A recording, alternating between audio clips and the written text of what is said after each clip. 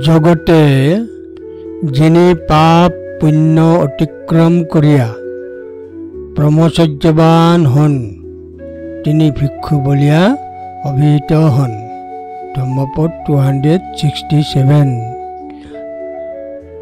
যিনি ভাল এবং মন্দ উভয়ের ঊর্ধ্বে উঠে উচ্চ শৃঙ্খলার পথে চলেন, যিনি ভাল এবং মন্দ উভয়ের ঊর্ধ্বে উঠে উচ্চ শৃঙ্খলার পথে চলেন, বিজ্ঞতার সাথে প্রতিফলিত করেন, সেই ব্যক্তি প্রকৃতপক্ষে একজন ভিক্ষু হিসেবে বর্ণনা করার যোগ্য।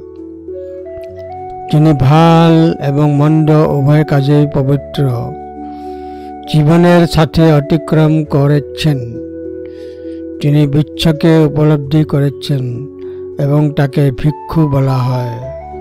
ধম্মপদ 267। যোধ পুণ্যঞ্চ পাপঞ্চ বাহিত্বা ব্রহ্মচারীয় বা সংখ্যায় লোকে সরতি সবে ভিক্ষুতি বুচ্ছতি।